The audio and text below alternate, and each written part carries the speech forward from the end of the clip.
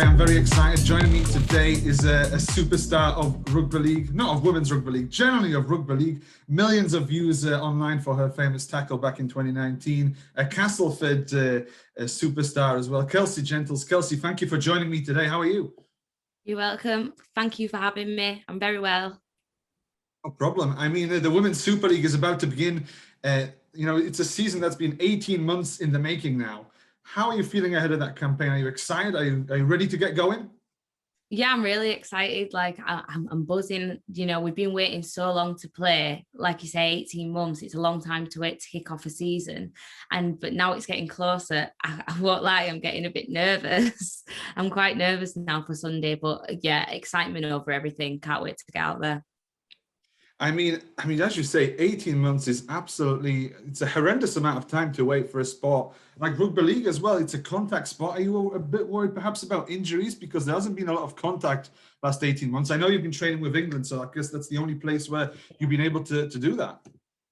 Yeah, I think it's something to think about. Definitely, we're going to have to really, kind of prepare ourselves. It's rugby league at the end of the day. People do get injured, and our bodies are not conditioned in the same way they were maybe in 2019, where we're used to that collision every week. So that's definitely something we're going to have to get used to again.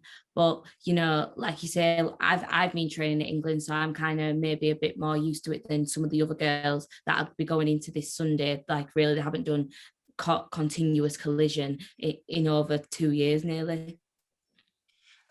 Obviously, I have to ask you about the preparation from a Castleford point of view. Obviously, Lindsay Anfield stepping aside from Castleford. How has that been? How have the players reacted, and what's been the mood in the background at the moment? Well, when Lindsay did originally leave, it was a big shock to the squad, and it kind of shook us right down to the core. But the way that us girls have reacted, we've all stuck together, and that's really shown our character. And sometimes things like that happen, and maybe things do need to fall apart for other things to come together. And that's kind of been our attitude. That one thing has changed, but our core values are the same. We're still the same amount of girls. We're still the same people that are going to be going onto that pitch on a Sunday. So we're real positive about it. And, things have really been coming together over the past few weeks. But it must have been a bit of a shock, though, knowing that you've been working with this with Lindsay for 4 or 5 years now, and just all of a sudden it must be a massive change. Yeah, definitely. Lindsay has coached me since I was 16 years old. So personally, it is a lot to adjust to. And there's quite a few girls, Georgia Roach, Lacey Owen, girls that have only ever been coached by Lindsay Anfield. And I feel like that adjustment might be harder for us than maybe some of the younger girls that haven't really been coached for that long. So I think for us, it was more, we had to kind of set an example that we're the ones that have been affected the most maybe, but we need to show an example. We need to stick together and just show adversity. And that's really what we've done. We've stuck together. We're all going through the same stuff, and we just want to do Lindsay proud now, because she's brought a lot of us into the sport, and we just want to do her justice when we play this week. That's absolutely brilliant. And, if you can make her proud by either, claiming one of the big titles, I'm sure she'll be smiling from ear to ear. Fingers crossed. In a bad position, though, because we've got Mary Colley, who's an absolute legend of the women's game.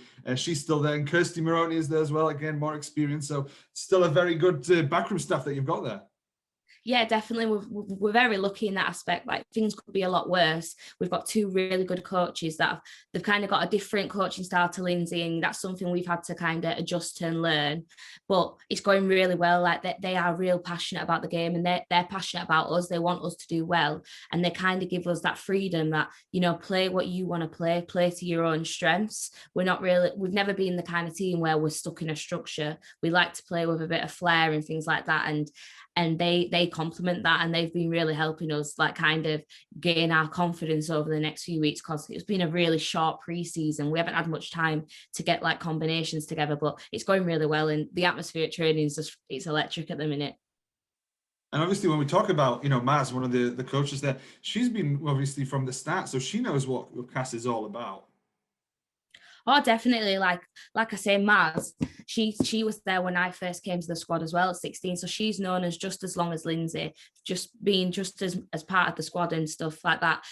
She's a real support network in the squad. Whereas so when Lindsay left, it kind of was like, well, we have Maz in that thing. Like Maz is still here. Like she's a constant. She's kind of been like our anchor in all of this. And she's kind of been like, girls, like sometimes stuff like this happens and we just have to dust ourselves off and go again, and we will go again. And she's been real good in all of this. No, I agree. Maz is absolutely brilliant. But I'm just looking at the squad at Castleford this season. There's obviously yourself. There's people like Georgia Roach, Shauna Hoyle, Tara Stanley. I mean, it's a star-studded squad. What are your expectations this year? I think we've got high expectations because we had such a good year in 2019, and we don't want to take a backward step, even with everything that's happened with COVID and Lindsay stepping down and things like that. We don't want that to kind of sign off our season. Like, we have a lot of talent in the squad. We've got a lot of people that can play good rugby, and especially in World Cup year, like there's a lot of pressure coming from ourselves that we want to do ourselves justice. And I know personally, like I want to be playing my best every single game, and that's not even from a World Cup perspective, but just for my teammates. Like, I want to do my best because I want to put us in the best possible position. We've come to 2 finals now and we've fallen short twice. That cannot be our mantra. Like, we need to do one better this year, really. When I look back at 2019, a lot of the players who are in this team were part of that 2019 squad. And back then in 2019, you were all in your early 20s, most of you early 20s.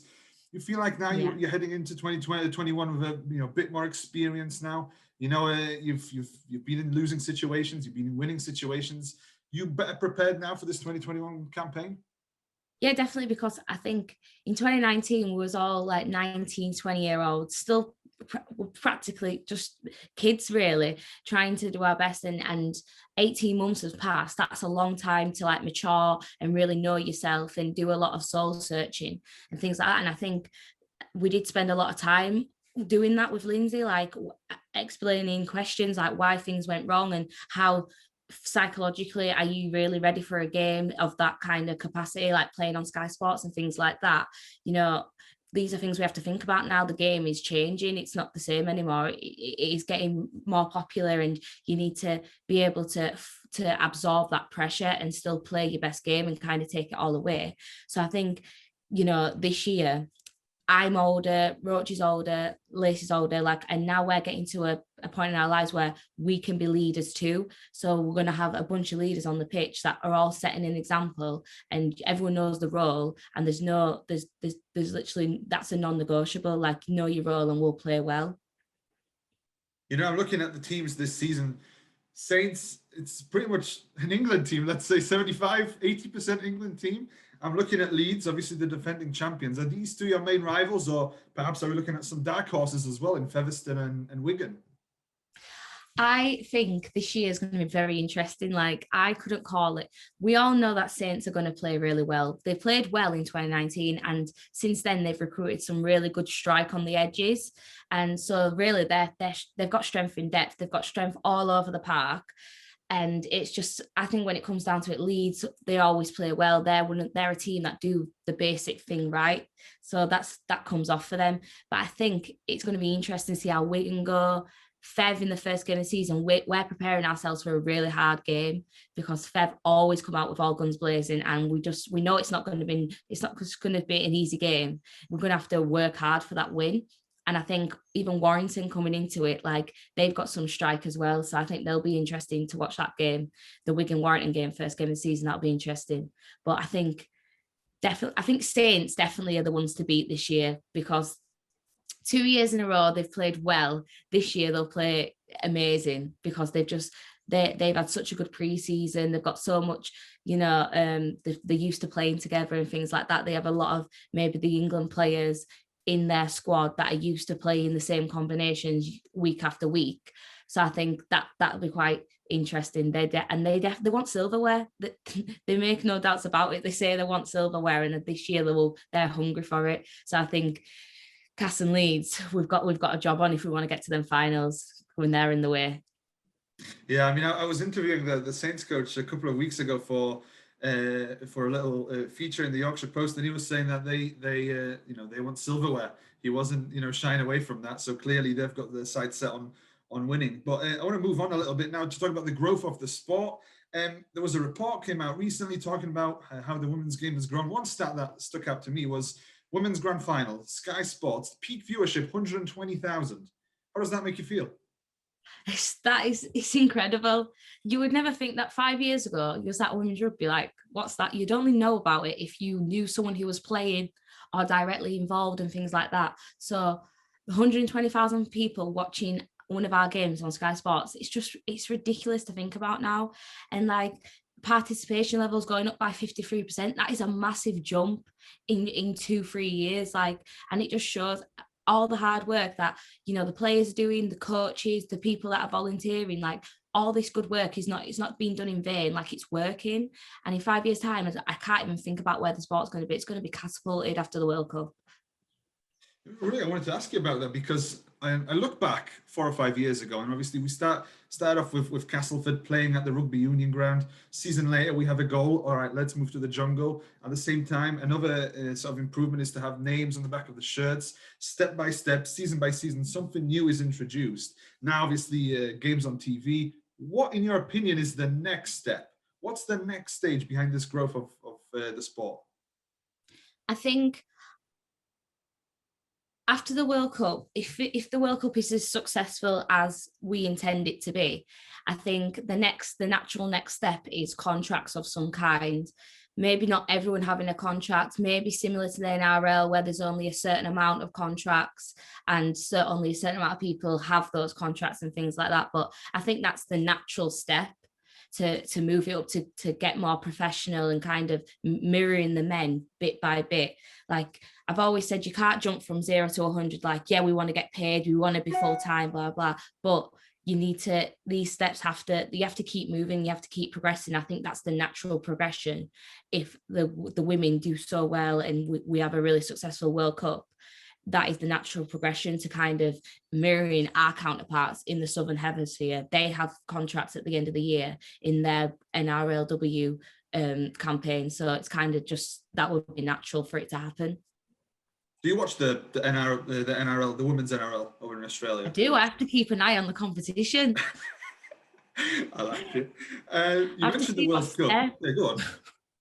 I have to see what foot Jess Surges is stepping off. I have to see what hand Isabel Kelly is using to fend you off. Like that, we do spend a lot of time talking about that the girls that are in the National Development Programme, we talk about the NRL all the time. And when we watch a game, like, we'll talk about it together, like, oh, what's happened and things like that. And I think it's important because we need to know these things.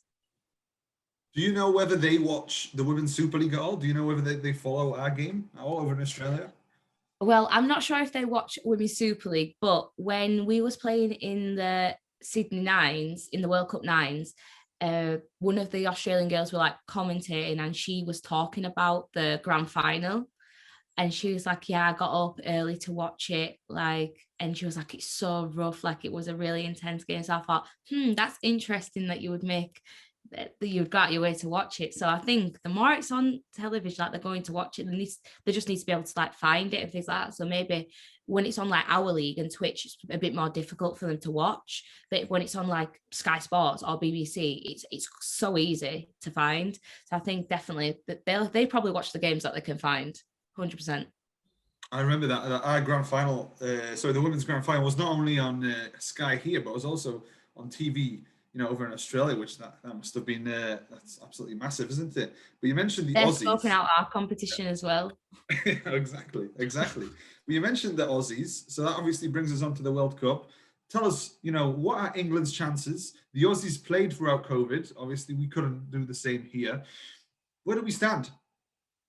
I think it's naive to say we're not at a disadvantage, because we are. We've lost a full year playing, and I think 2020 was going to be a really important year for a lot of us to kind of fix things that we weren't that strong in 2019. So, but we lost that whole year, and it's kind of been like where we are working now at double time to try like get up to scratch and kind of polish our performances and stuff. And that's why the Super League is so important this year. We need to be playing. We need to be kind of doing those things over and over again, so when it comes to World Cup time, you're confident in your abilities and things like that. So I think we're positive about it. We can't change what's happened. COVID has happened, and we can only focus on the future. We can only focus on being our best. So when we go to that World Cup, we're competing with the top teams, and that we're in quarterfinals, we're in semi-finals, and fingers crossed we make it to that final and lift that trophy. Fingers crossed. Well, that's got to be the goal, a home World Cup as well in front of our own fans. Yeah, that would be huge. But I'm just wondering, do you have a set team now, a set squad, or do you think if when this season starts and there is, for example, a star breaks through in a certain team, does that player have a chance to make the England squad with a year to go, 200 and less days to go, or do you think that's not really in the question right now? 100%. There's literally no teams. Craig himself has said, like, I don't care who's in the national development, I don't care who's coming to training. If you play well in Super League, you have as much chance as Amy Hardcastle or Emily Rudge. You just have to play your best rugby, and that's what we're going into the Super League thinking. It doesn't matter who's here and who's not here. I need to be playing my best rugby every week, all game, to make sure that I'm putting him in a really hard position, because we want to be making him make hard decisions at the end of the year. We don't want it to be an easy squad to be picked. There needs to be like 60, 70 people in that ring where he has to make some really hard decisions on who he takes into camp and things like that. But he said himself, like, he doesn't care about who's here. If you play well in Super League, you've got just as much chance as anyone else. That's the thing. If a star breaks through, if somebody has a good run towards the hopefully it's not a winger. Don't need any more of those. Fingers crossed. 2020, Kelsey, was massive for Black Lives Matter in sport, especially. I think we've seen over in America, we've seen it here in England. I wanted to ask you, is Rugby League doing enough as a sport to tackle racism? I think we're really proud of like how it's gone. Like they really are trying the best, and they can't force people to listen to the message and take it on. That they can only do so much. And I think they're being really proactive with it, like carrying the 13-second Black Lives Matter support into 2021. I think that itself is a really great gesture, because they could have just left it in 2020, just done it all of 2020. They didn't have to bring it into this season, and they did. They made a choice. And even though they've had backlash from fans, which I don't think they're really fans if they're going to say that, but just people just being negative on social media, they've continued it. They've held their own and things like that. And I think that it's really important, because there's so much stuff that goes on in rugby league, like the ugly side with discrimination, racism, sexism, things like that. It's important to have this message, and it's important to feel supported when you're playing, being a woman, and then on top of it being a Black woman. Like, the odds are stacked against you a bit, and it's easy for people to hand out slurs when you do something they don't really like and things like that. So I think for me it's more of a safety blanket, whereas like I know the RFL have got my back no matter what, and when something goes wrong, I'm not feeling alone, where I've got no one to turn to, I've got no support. That they are very supportive in that way. Just wondering whether you experienced any abuse or racism or anything like that in the sport while you've been playing rugby league. Oh, definitely. I mean, it's just when I've spoken to like other Black players, I've like, oh, well, what do you think about like what's happened and stuff? And it's kind of been like, oh, it's like part and parcel of the sport. You can't get away from ignorant people and things like that. So it's not where you're thinking, oh God, I don't want to go to play because I'm just going to get abused. You have to ignore it. And sometimes stood on the wing, sometimes it does, like it's hard to get away from supporters, because you're the closest person, you can hear it the loudest. So sometimes things have been said that aren't very nice, and I've gone home and I've told my mum, like, oh, like someone said this to me on the sideline today, like someone shouted this to me, and my mum's like, she's so protective of me, and she's just like, it's ridiculous. She gets really mad about it, but I'm like, when you give them that reaction, that just gives them more ammunition to do it more, because they know they're getting under your skin. So really you just have to smile and just let it go over your head and things like that. But I think maybe 1% out of all fans, 1%, and it's always that 1% that try to ruin it for everyone. It's sad, isn't it? That it's still, yeah, definitely. It's sad to think that maybe like girls younger than me, that's what's to come. That's what's sad about it, that there's going to be girls younger than me, and there's nothing really you can do to stop it. It's just, it's one of those sad situations. And obviously, I don't want to end on a note like that. I want to end on a bit more of a positive note. So, just lastly, what does rugby league mean to you, Kelsey? You're obviously working, but you're still committing hours to it every week, training, traveling, match days, everything. Why? Why rugby league? Why does it drive you so much? Because I just love it, Seb. Like, I just love it. It is my one passion. It's the one thing I care about more than anything in this world. Like, yeah, it's exhausting working and going to uni, and then having to travel to training, not getting home from training until 10 o'clock, 10:30 at night, and then having to get up in the morning 6 o'clock and do it all over again. Like, it is tiring. But then when you're playing at the weekend and you're playing in those big finals, and you get to play for England, hopefully at the end of the year, like, it will all be worth it. And all these like really hard days when you're just exhausted and you just think, oh, I can't do this, like, I need a break, it's all going to be worth it. And that's what I just keep telling myself. And I think that's what you have to tell yourself when things get hard, because everyone's tired. Like, you get to training, you're just like, oh, I'm so tired, and you've got to train for 3 hours, and it's just, you just have to keep going, you just have to keep keep the legs working. I mean, but I just love rugby. Like, I just love it. I just love everything about it. I love watching it. I love being part of it, like the community. Like, there's nothing better. I just don't think there's no sport better. I admire every single player in the sport. I mean, people like you, people like Emma Lumley. I remember when Emma Lumley turned up for the grand final after working a night shift. I mean, things like She does that. it all the time. Like, she'll come, like, she's on nights this week, and she's coming to training straight after nights, and she'll come to the game on Sunday after working a night shift and play against Bev. And she is a warrior. Like, she's everything that she deserves, everything she gets out of this sport, because she gives up so much. Unbelievable. The sport of unbelievable people, unbelievable passions. And thank you very much, Kelsey, for joining me today. Best of luck for the season. Best of luck against Fev, because I know it gets rough against Fev. They always turn it on against Cass. I know. Thank you. And hopefully The derby is going to be unbelievable. It's going to be the derby of derbies. Exactly. I'm sad that it's not been picked for Twitch, but I'm sure there'll be highlights afterwards. But thank you very much, Kelsey, and hopefully see you at the end of the season, maybe with some silverware. Fingers crossed. Thank you.